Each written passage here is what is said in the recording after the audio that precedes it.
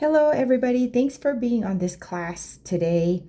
My name is Roselle Campbell. I'm a broker associate here in Colorado Springs with Fathom Realty. And I just wanted to give you some value, especially for first-time home buyers. This is a master class of 10 things no one tells you, first-time home buyers, until it's too late. This call will be this video will be recorded, so you can feel free to rewind and share it to other people. What we'll cover are the 10 first-time buyers that need to know, and then we'll break it down. So let's go look at those. The 10 things first-time buyers need to know. 1, most importantly, getting pre-approved first. 2, hidden costs that wreck budgets. 3, what down payment you really need. 4, credit score miss. 5, the number one question before you fall in love. 6, why timing the market backfires. 7, avoiding overpaying in bidding wars. 8, inspection mistakes to avoid. 9, what house poor really looks like. And 10, the one person who makes or breaks it. All right, so why is getting pre-approved the first thing that changes everything? Most buyers do it backward. They fall in love for a home before they know what they can afford. They go tour the property with families or their significant other and then make an offer. That is also, by the way, pro tip, if you have a great broker on your side with a lot of experience, they will not allow you to make an offer on a property without getting a pre-approval. I know that sounds horrible, but that's the first step because they don't want to see you heartbroken that you cannot afford to buy the home that you fell in love with. So it's not that when I go out with you in homes that I'm applying pressure on you. It's just that I just want to give you a realistic goal so I can hold your hand while we're going through the home buying process and make sure that when you make your offer with a proper pre-approval, it is a winning offer. All right, so going back, most buyers do it backward.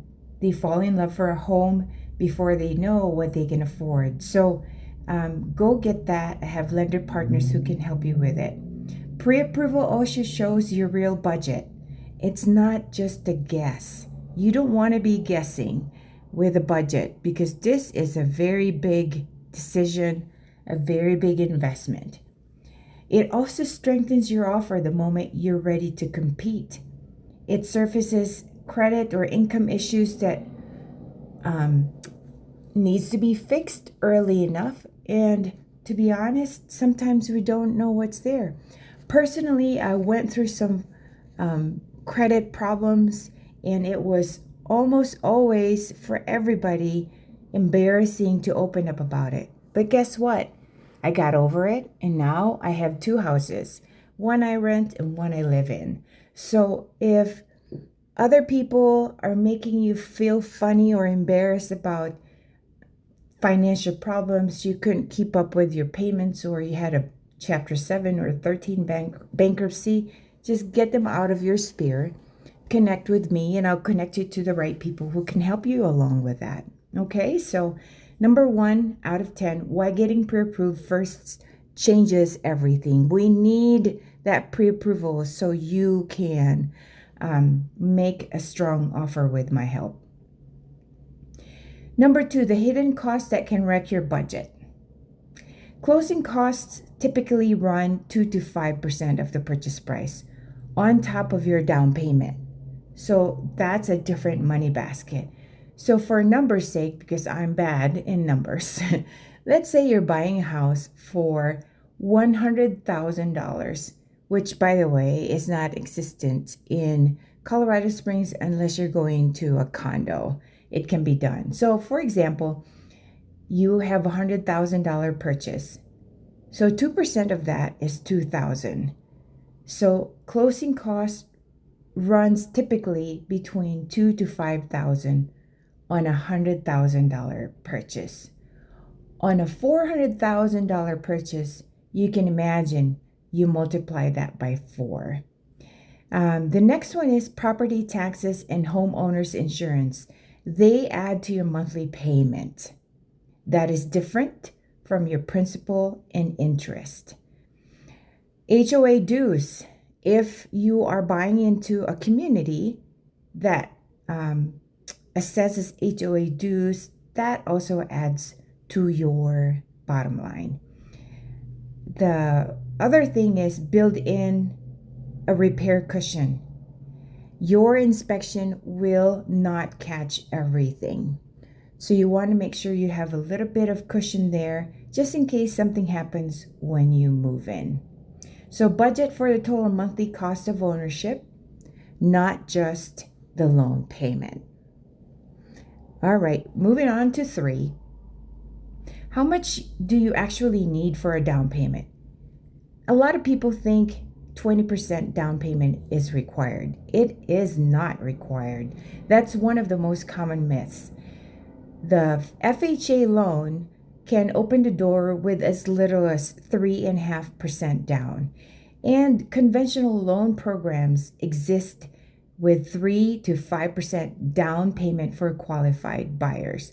And guess what? Here in Colorado Springs, it's a military city.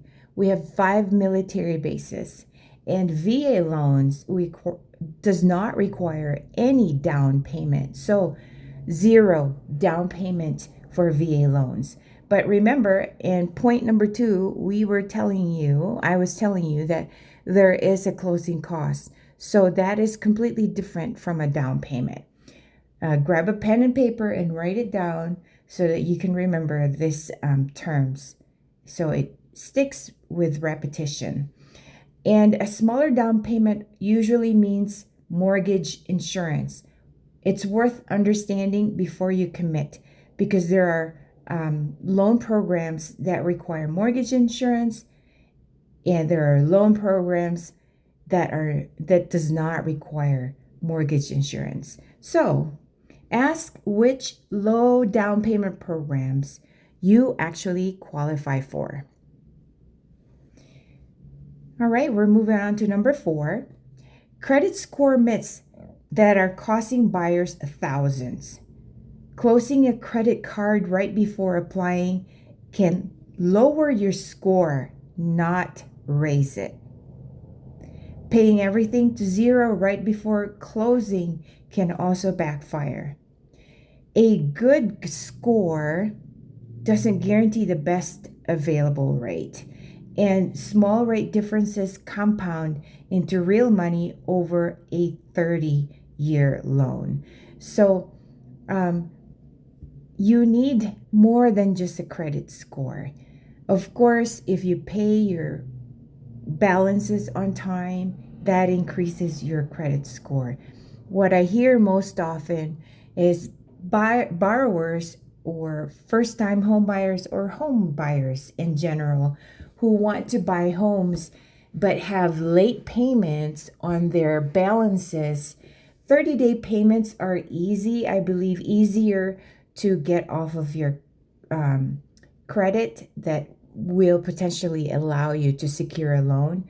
But when you have multiples of them, 30, 60, or 90 days, it can hold up your pre-approval for a year. That means if you hate where you're living, it will keep you where you're renting, where you hate for an extra year, if that is the only problem in your credit. So pay attention to paying your balances. If you cannot do it, the whole balance, just at least honor the minimum payment due. That will give you a lot of leverage when it's time to buy your home. So outside of the credit score, make sure you also pay your balances on time. And get your credit reviewed by a lender before you make any big moves. All right, we're going to move on to number 5. I know pretty soon I'll be launching live online classes so we can have a Q&A question at the end of it.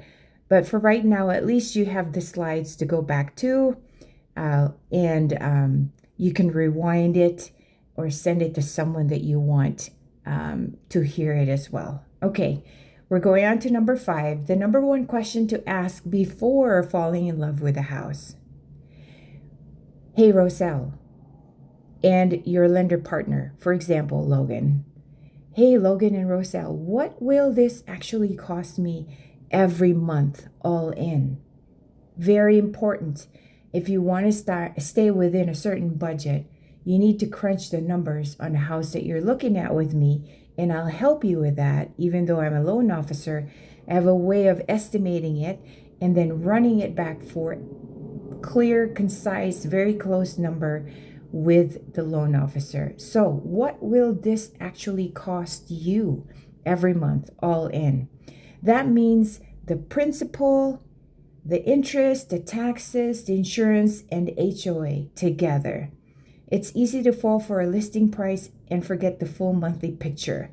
Asking this early saves heartbreak later in the process. So fall in love with the monthly number before the house, okay? Because when you know your budget, I will find you the house that you and your family will fall in love with.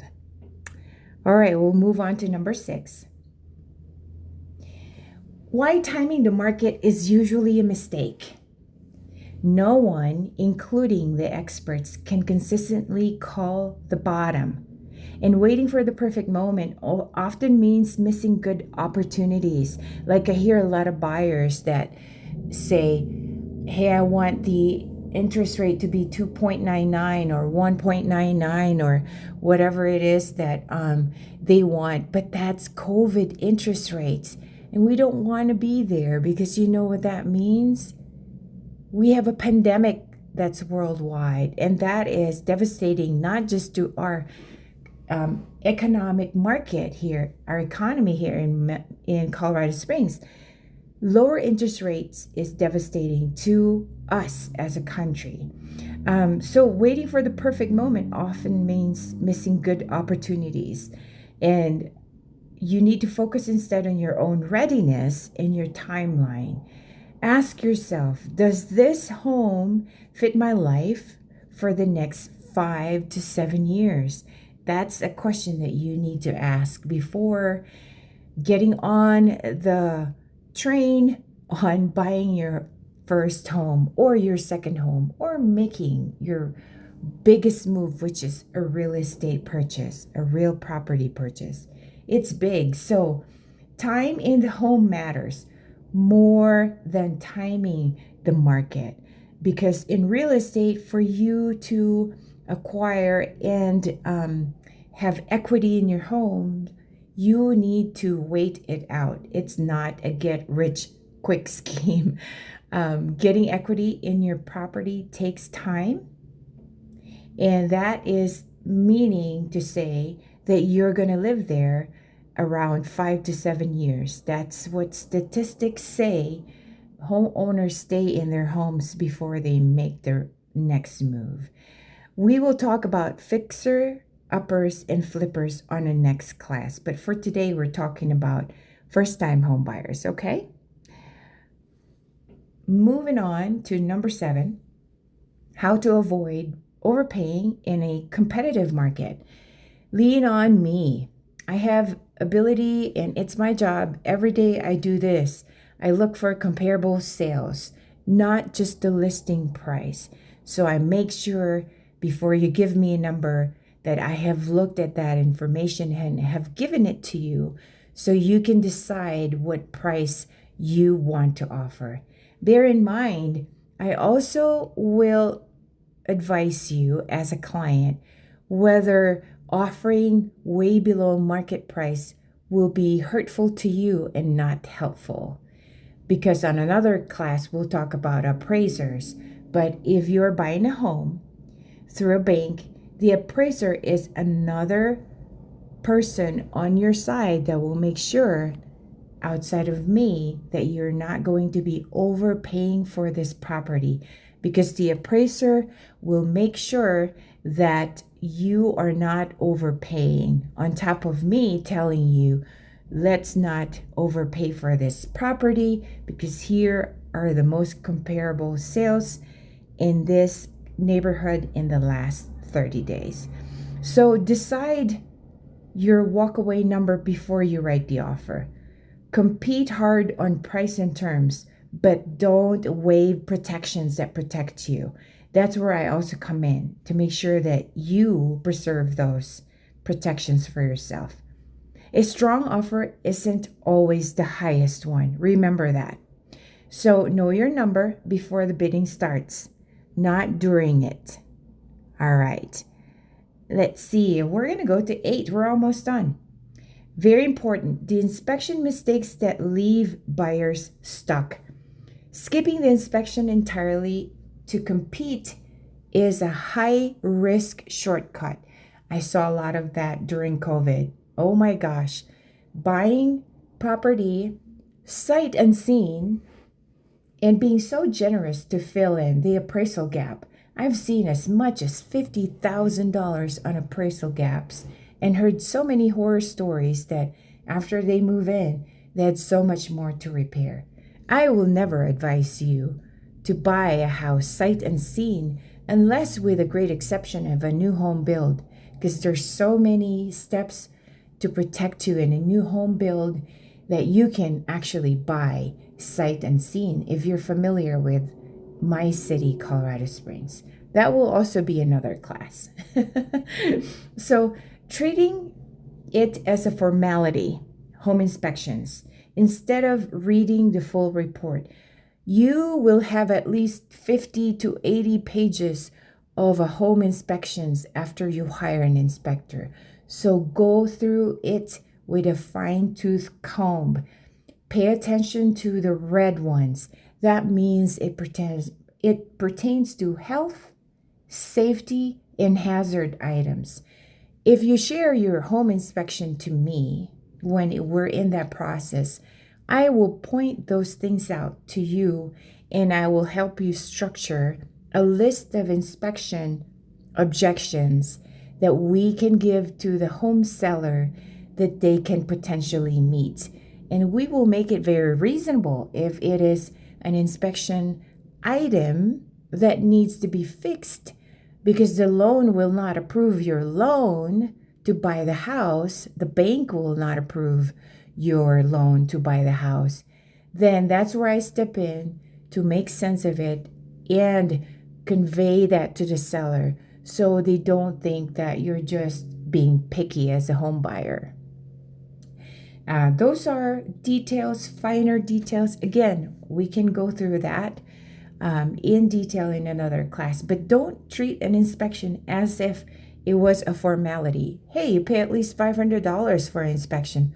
Why would you treat it lightly? Go through the full report. And then not asking about the age of the roof, the heating, venting, and air conditioning, and the foundation. That's a staple. I give you that information as soon as you tell me you would like to make an offer in this house. I researched that with the regional building department, which is a public information, if the homeowners have those repairs done with the proper permitting. If not, I dig deeper. And then expensive problems are far cheaper to negotiate before you close than to discover after closing. So you don't want to discover a break in the sewer line because you didn't hire an inspector to look in the sewer line to see if there's no breaks or no root intrusions, and you wanted to save $150, for example, if that's how much it costs to add to your inspection. When your sewer line breaks, it's not going to be $150. I learned that lesson with my second house in Kentwood, Michigan. My sewer line broke and I had to hire a plumber and a sewer specialist to fix it, and they had to dig up my front yard to get to my sewer line. And I had to swipe my credit card for a whopping $5,000. This was 20 years ago, so you can imagine this is more now. So, expensive problems are far cheaper to negotiate now before you close than to discover it after closing, because you'll be on your own. Use the inspection as a leverage. Use it before you own the problem. All right? Moving into number 9, what being house poor really looks like. Cash strapped every month with nothing left for savings or emergencies. You don't want to be in that boat. It will sink very quickly. It happens when housing costs take up too large of a share of your income.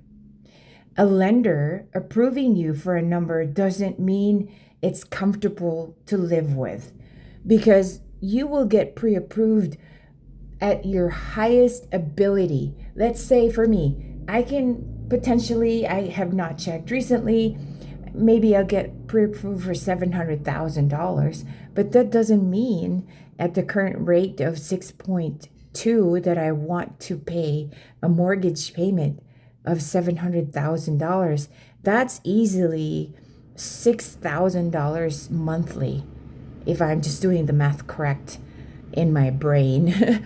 Every month. I don't want to be cash strapped every month. So likewise, what I want for myself, I want for you. Budget your own realistic number separate from your maximum approval. If you're currently renting right now and your rent per month is $2,700 and you're good with that, we will start there. So it's basically really laterally just moving you from renting to home ownership without breaking the bank. Just because you're approved for it doesn't mean you should spend it, okay? All right, finally, we're at number 10. The one person who can make or break your experience. Your agent shapes the entire experience, good or bad. I will make sure, because I had a bad experience with an agent before I was licensed. I was just a number. I never want to be made to feel that way ever again. So my goal always is to make your entire experience not good, but great, that you become my friend after the transaction is over. Choose someone responsive, not just available. I'm working as a broker agent full time in my city, and I don't have an 8 to 5 schedule. So if you need to look at a house after 5 p.m. or on a Thursday evening, or especially on Saturday and Sunday, because guess what? Home buying happens usually on Thursday, Friday, Saturday, Sunday, because that's when we have time to look at houses. There are many part-time brokers out there, and you don't want to put your biggest investment of your life on the hands of someone that does it part-time. Because if they were serious in their career, you would want someone full-time who's in it, in the weeds, boots on the ground, who is experienced to hold your hand and give you a great experience in home buying, guiding you along the way. Choose someone that would respond. I would respond to you if we are in the heat of negotiations, even at 8 or 9 o'clock at night, if we have a deadline to beat. I will respond to you so you don't lose out on your deal. I'll be the one to call you at 8 or 9 o'clock at night if you're not checking your email and we have a deadline that can potentially be harmful to you financially. So when you and I are in the heat of these negotiations, likewise, I'd like for you to be responsive and available, because I will only bring you up if it's very important. All right, and then choose someone who's honest about the tough stuff, not just the highlights. A great realtor, A great real estate agent will tell you what the risks and benefits are to you before you close, so you are aware of it. And you want to know someone who's local, whose hands-on experience matters more than a big name.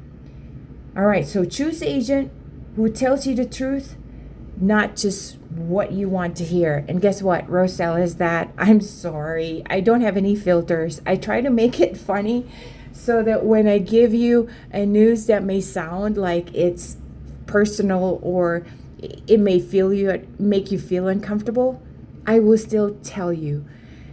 I will reword it in a way that may not come as a big punch, but you will get the message.